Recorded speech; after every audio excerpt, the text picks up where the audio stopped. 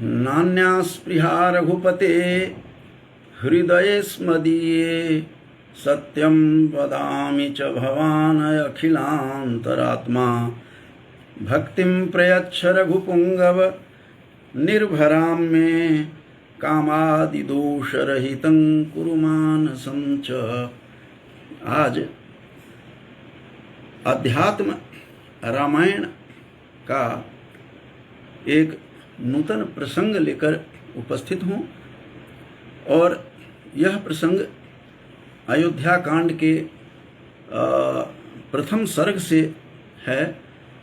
अयोध्या कांड प्रथम सर्ग में एक नूतन कथा के रूप में देखने को हमें मिलती है। यह कथा, यह नूतन कथा है, सर्वथा विलग है, अन्य रामायण से पृथक है। और वैसे भी आध्यात्म रामायण ब्रह्मांड पुराण के उत्तर खंड से संग्रहित है। ब्रह्मांड पुराण का जो उत्तर खंड है वही भाग अध्यात्म रामायण के रूप में विदित है और इसके रचयिता वेदव्यास हैं। तो इस आध्यात्म रामायण के प्रथम जो सर्ग है, उस प्रथम सर्ग में एक नवीन प्रसंग, सर्वथा नवीन प्रसंग देखने को मिला है कि इसके आरंभ में ही, प्रथम सर्ग में ही अयोध्या कांड के नारद स्वयं राम से मिलने के लिए नारद पहुंचते हैं और नारद आकर के कहते हैं, पहले तो उनका पूरा ब्रह्मांड नायक के रूप में प्रस्तुत करते हुए विविध उदाहरणों से उनका गुणगान करते हैं राम का, और फिर कहते हैं कि अहम त्वद्भक्त भक्तानाम तद्भक्तानां च किंकरः। ये उन्होंने इस प्रकार से 30वें श्लोक में कहा है, इसके अयोध्या कांड के प्रथम सर्ग के ही, कि उन्होंने कहा है कि अहम त्वत् भक्त भक्तानां तद भक्तानां च किंकरः अतो माम अनुगृहीस्व मोहयस्व न माम प्रभो। हे प्रभु, मुझे आप मोहित नहीं करें, मैं आपके भक्तों के भक्त और उनके भी भक्तों का दास हूँ, मैं किंकर के रूप में हूँ। तो हे राम, आप मुझे मोहित नहीं करें, मुझे मेरे ऊपर अनुग्रह करें, मेरे ऊपर कृपा करें। यह सब कहते हुए आए हैं और आगे भी उन्हें निवेदन करते हैं नारद ने राम से। और आगे भी क्या कहा, कहते हैं कि त्वत् नाभि कमलोत्पन्नो ब्रह्मा में जनकः प्रभो। हे प्रभो, हे राम, मेरे जो जनक हैं, मेरे जो पिता हैं ब्रह्मा, नारद कह रहे हैं राम को कि मेरे जो पिता ब्रह्मा हैं वे त्वत् नाभि कमलोत्पन्न, आपके नाभि में कमल नाल से, कमल से उत्पन्न हुए हैं मेरे पिता। अतस तवाहम पौत्रोस्मि, मैं तुम्हारा पौत्र हूँ हे राम, पौत्र के रूप में हूँ। भक्तम माम पाहि राघव, इसीलिए हे राघव इस भक्त को की रक्षा करें। इस प्रकार की बातें नारद कहते हुए स्वयं उपस्थित होते हैं और आगे कहते हैं कि मुझे ब्रह्मा ने भेजा है, चूँकि ब्रह्मा आपके नाभि कमल से उत्पन्न है। हे राम, विष्णु रूप में नाभि कमल से उत्पन्न हैं और मैं आप ब्रह्मा का पुत्र कहते हैं, पुत्र हूँ, इसीलिए मैं आपका पौत्र हूँ, आप मेरे पितामह के रूप में हैं।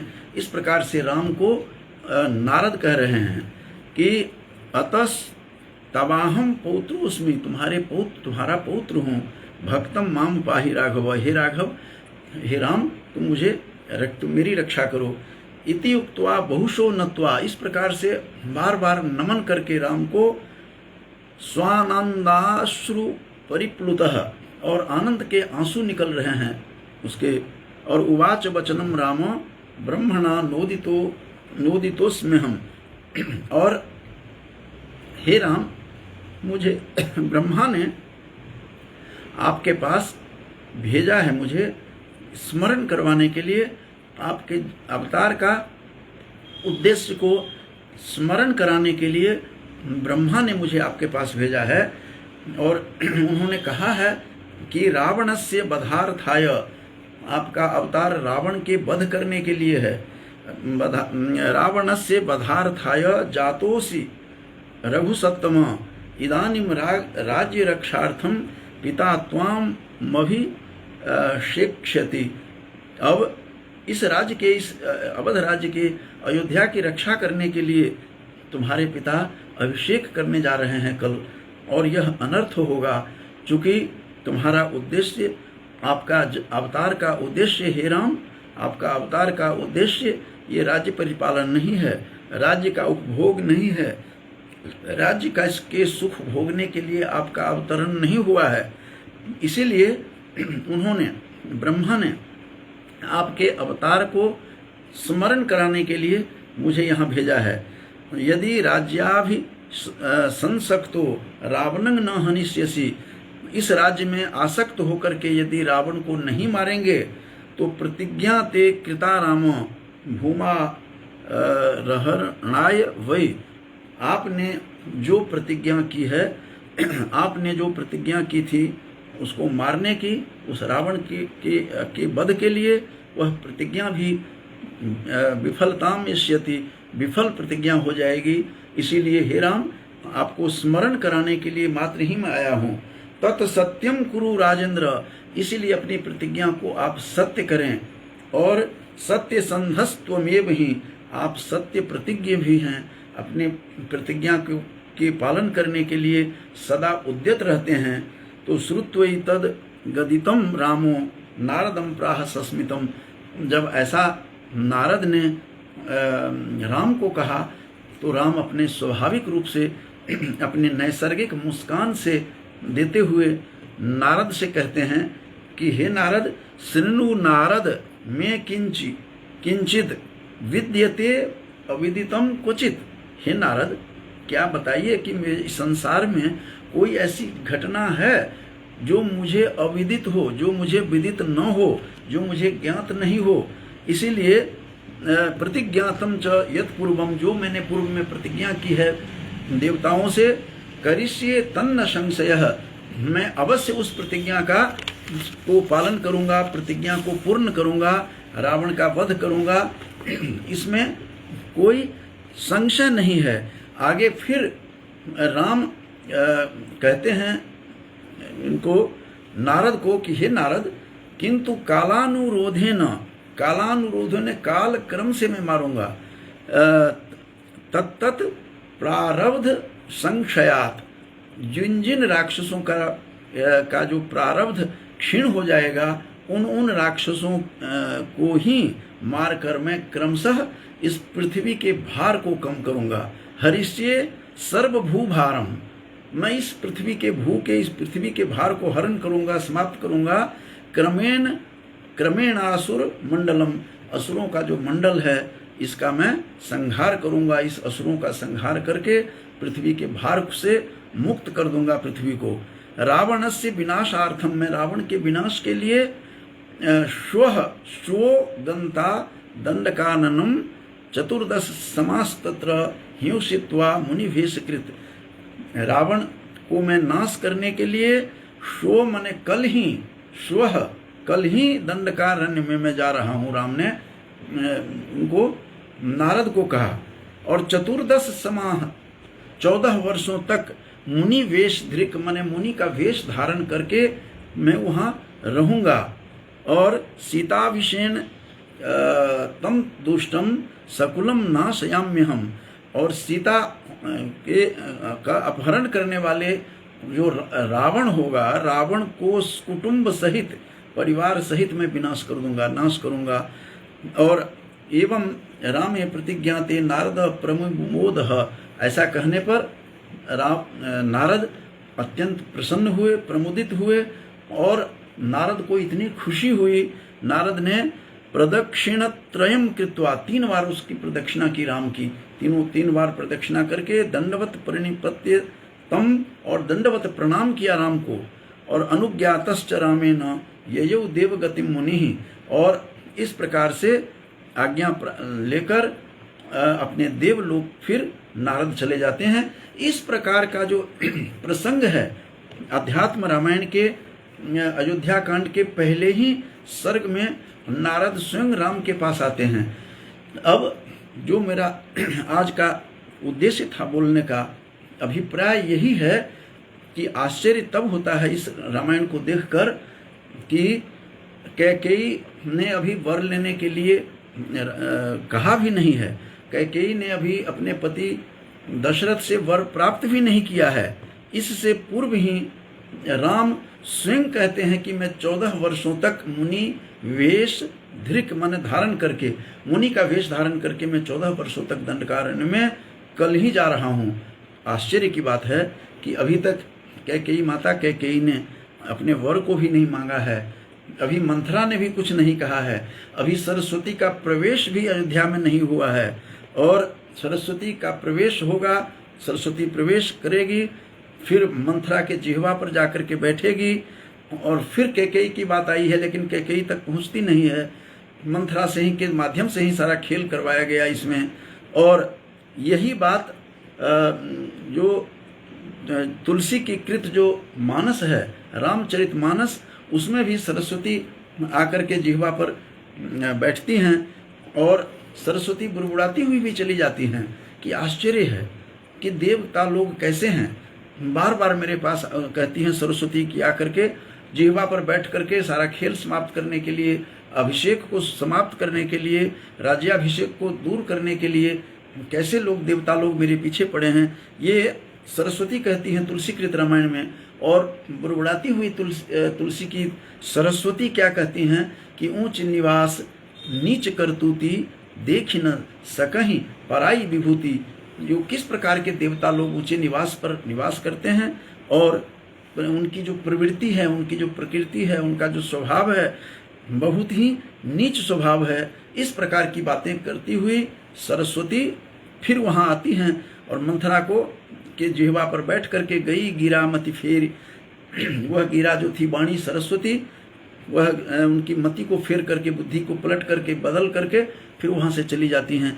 जो बात वहाँ कही गई है अयोध्या कांड के, अध्यात्म रामायण के अयोध्या कांड के प्रथम सर्ग में, सरस्वती तो का प्रवेश तो बाद में होता है, उससे पहले ही नारद आकर के उनको सारी कहानी सुनाते हैं राम को।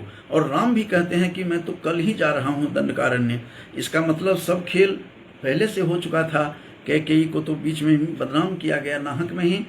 और इसी प्रसंग को कैकेयी के राम जो मेरी पुस्तक है उसमें मैंने यही सिद्ध करने के लिए कहा है कि राम त्रिकालदर्शी थे, वह स्वयं ब्रह्मांड नायक थे, वह स्वयं ब्रह्म रूप में थे और सब कुछ वो जान रहे थे। जो मैंने उसमें भी यही लिखा है कि तुलसी कृत रामायण में जो बात बालकांड में तुलसी ने लिखा है कि कौशल्या को अपना रूप दिखा करके ब्रह्मांड रूप दिखाते हैं, अपना समस्त रूप दिखाते हैं और चतुर्भुज रूप दिखाती हैं, अपने दिखाते हैं राम बालक, राम अपनी माँ को अबोध बालक। और बाद में फिर कहते हैं कि माँ ये कथा किसी और को मत बताना कि आपको मैंने ब्रह्मांड सारा अपना रूप दिखाया है। इस प्रकार से जो बालक राम अपनी माँ से संपूर्ण ब्रह्मांड रूप चतुर्भुज रूप दिखा करके जो ऐसा कह रही हूँ कि ये बात किसी को मत बताना, एक अबोध बालक राम, तो क्या यह बात नहीं हो सकती है कि राम और राम की जो अत्यंत स्नेह देने वाली जो उनकी माँ थी, स्नेहमयी ममतामयी कैकेयी, वो किस प्रकार रातों रात बदल गई होंगी। इतना स्नेह करती थी कि अपने पुत्र वधू को कनक भवन जो उन्होंने अपने लिए बनवाया था, दशरथ से कह करके, दशरथ ने इंद्र से आग्रह किया, इंद्र ने फिर विश्वकर्मा को भेजा, विश्वकर्मा ने जो कनक भवन जो आज भी अयोध्या में है, वो कनक भवन अपनी बहू को जो दे देती हैं अपने मुंह दिखाई के रूप में, वो रातों रात कैसे बदल सकती हैं। कैकेयी ने क्यों ऐसा किया होगा। इसलिए मैंने अपनी पुस्तक कैकेयी के राम में लिखा है कि बनादास को भी उद्धृत करते हुए लिखा है कि बनादास बहुत बड़े राम भक्त थे और राम का भी दर्शन तुलसी की तरह उनको भी हुआ था। ऐसे बनादास लिखते हैं कि एक बार राज्याभिषेक से पहले बहुत परेशान थे राम, तो राम ने आकर के माता कैकेयी से कहती हैं, ये बनादास के लिटरेचर के आधार पर थोड़ा सा मैं उदाहरण देते हुए बता रहा हूँ कि हे माँ, मेरा सिर दर्द हो रहा है। तो माँ घबरा जाती है कि वैद्य बुलाती हूँ। कहते कुछ करने की ज़रूरत नहीं है, तुम एक काम करो कि ये सारा कलंक अपने ऊपर ले लो, भरत को राजगद्दी दो, मुझे 14 वर्ष के लिए वन में भेजो, क्योंकि जब तक तुम वन में नहीं भेजोगी तब तक राक्षसों का संहार नहीं होगा। ये महनीय काम के लिए मेरा अवतार हुआ है, ये राज भोगने के लिए मेरा काम नहीं है। तो 14 वर्षों के लिए तुम करो, तुम्हें इसके लिए वैधव्य को भी झेलना पड़ेगा, विधवा बन जाओगी, जन्म जन्म तक कलंक को भी झेलना पड़ेगा। लेकिन कैकेयी माता बहुत ही वीरांगना थी, वह स्वीकार कर लेती हैं। और ये दोनों माँ बेटे के बीच में क्या क्या खिचड़ी पकती रही, ये बात अन्य रामायण में दिया नहीं गया। इसीलिए इसी आधार पर भक्त लोगों का कहना है कि राम वन गमन काल में जितने चहक नहीं रहे थे, उतने चहक रहे थे जितने वो उतने अभिषेक के काल में नहीं चहक रहे थे, प्रसन्न नहीं थे। और इसीलिए कहा जाता है कि राम वन गए तो बन गए, राम वन जाते हैं तो निश्चित रूप से राक्षसों का संहार हुआ और समस्त संसार का कल्याण करते हैं।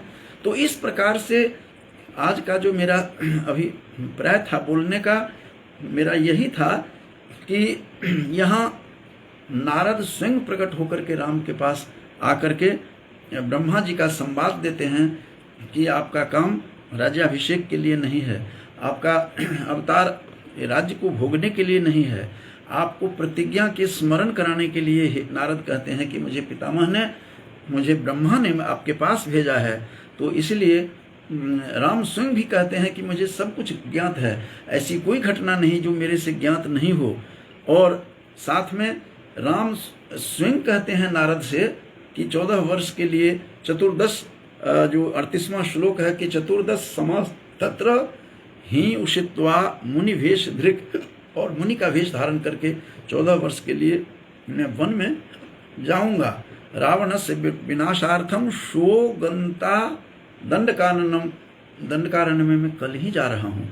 जो इस प्रकार की बात राम ने माता कैकेयी के द्वारा जो मांगा जाएगा, जो वरदान, जो दोनों वर मांगे जाएंगे उनके पिता से, राजा दशरथ से, उससे पूर्व स्वयं राम 14 वर्ष की बात कर रहे हैं, क्योंकि 14 वर्ष के अंतराल में ही रावण के वध का वो कालक्रम वही था उनका मरने का।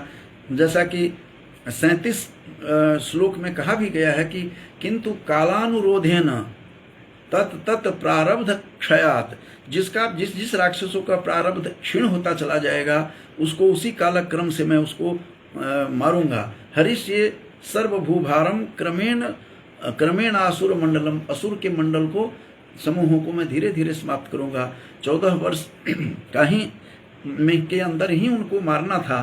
तो ये जो बातें कही गई है, तो उन्होंने, राम ने स्वयं 14 वर्ष की बात और मुनि वेश धारण करने की बात इस रामायण में, अध्यात्म रामायण में की है। जो अध्यात्म रामायण ब्रह्मांड पुराण के का जो उत्तरखंड है उसका यह भाग है और अध्यात्म रामायण के रूप में प्रसिद्ध है। वेद व्यास की यह रचना है, इसमें महत्वपूर्ण बात यहाँ कही गई है। तो इससे सिद्ध होता है कि राम तो त्रिकालज्ञ थे, वो सब कुछ समझते थे, वो सब जानते थे कि आगे क्या क्या घटनाएं होने वाली है।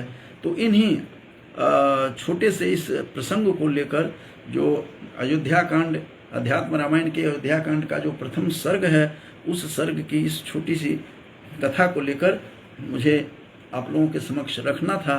तो इन्हीं शब्दों और विस्तार रूप में हमने इसका कैकेयी के राम में, जैसा कि बताया था कि कैकेयी के राम में हमने अपनी पुस्तक में विस्तार पूर्वक इसमें दिया है, जिसका विमोचन जो महामंडलेश्वर अवधेशानंद जी हैं, इन्होंने इसका विमोचन किया था। और उसमें 378 पृष्ठों का जो वह गुम्फित वह हमारा ग्रंथ है, उसमें समग्र चिंतन को हमने उसमें देने का, समेटने का प्रयास किया है कि किस प्रकार से राम जो त्रिकालदर्शी थे, वह सब कुछ पता था उसको, राम को, राम से कुछ भी छुपा हुआ नहीं था। इस आध्यात्म रामायण में भी स्वयं कहते हैं कि मैं कोई भी ऐसी घटना नहीं जिससे मैं अविदित हूँ, जिससे मुझे कोई ज्ञात नहीं है, ऐसा नहीं हो सकता है। तो इसीलिए उनके चित्त को समझना, उसको लोको, इसीलिए उत्तर रामचरित में भवभूति ने कहा है कि जो लोकोत्तराणाम चेतांशी को ही विज्ञातुम अर्हति, जो लोकोत्तर प्राणी हैं, जो इस लोक से ऊपर उठे हुए हैं, उनके चित्त को समझ पाना निश्चित रूप से कठिन होता है। तो ये घटना मुझे नई घटना लगी, इसलिए मैं आप लोगों के समक्ष प्रस्तुत किया है कि किस प्रकार से कैकेयी माता ने जो वर मांगना था, उस मांगने से पहले स्वयं राम अपनी कहानी सुना रहे हैं नारद से, और नारद को समस्त कथा सुना रहे हैं कि हे नारद, मुझे सब पता है और 14 वर्ष के लिए मैं कल ही जा रहा हूँ। स्वः कहा है शब्द गंता दंडकाननम, दंडकारण्य में मैं कल ही जा रहा हूँ। और तब बाद में सरस्वती प्रवेश करती हैं, सरस्वती का प्रवेश होता है। फिर वो 3 भाग से बताया गया है इस रामायण में कि 3 भाग से वह जो कुबड़ी थी, जो कैकेयी की, जो मैके की जो दासी आई हुई थी मंथरा, वो तीनों भाग से वह टेढ़ी थी, किस प्रकार से कुबड़ी थी, किस प्रकार से, अब उसके पूर्व जन्म में नहीं जाना चाहता कि पूर्व जन्म में क्या थी, और इसी निमित्त उसका अवतार हुआ है कैकेयी के साथ। तो इस सारी घटना पहले से ही घटित हुई थी। कैकेयी नाहक में कैकेयी बदनाम हुई है, उसका लक्ष्य यही था। और ये भी कहा है कि सीता का जाना भी अभी तय नहीं हुआ है। राम स्वयं कहते हैं कि सीता के जो अपहरण करने के बाद जो यह घटना घटेगी, तो धीरे धीरे क्रमशः मैं सभी राक्षसों का संहार करूंगा। तो इस प्रकार से विलक्षण कथाओं से गुम्फित यह जो अध्यात्म रामायण है, जो मूल रूप से ब्रह्मांड पुराण का जो उत्तरखंड है उसका यह भाग है अध्यात्म रामायण, उसी को जिसकी रचना कृष्ण द्वैपायन जो वेद व्यास हैं, उन्होंने इसकी रचना की है। तो इस प्रसंग को हमने इस तरह से इसमें देने का प्रयास किया है। तो इन्हीं शब्दों के साथ मैं अपनी वाणी को समाप्त करता हूँ। कल इसी में एक दूसरे कांड में, दूसरे सर्ग में एक और नूतन विषय को लेकर आऊँगा कि किस प्रकार से पौरहित कर्म से दुखी होकर के, परेशान होकर के, जो यहाँ उनके गुरु थे वशिष्ठ गुरु, स्वयं राम से कहते हैं कि हे राम, ये बहुत कर्म, पौरहित कर्म जो है बहुत ही गर्हित कर्म है, निंदनीय कर्म है, इसीलिए मोह ममता से तुम मुझे ऊपर उठाओ। इस प्रसंग को लेकर के कल मैं थोड़ा बहुत बताऊंगा। तो आज काफ़ी देर से मेरा एक शिष्य राजवीर भारद्वाज जुड़े हुए हैं, जो मेरे पुराने कॉलेज के छात्र रहे हैं, जिज्ञासु हैं, हमेशा सदा जुड़े रहते हैं हमारे साथ। तो राजवीर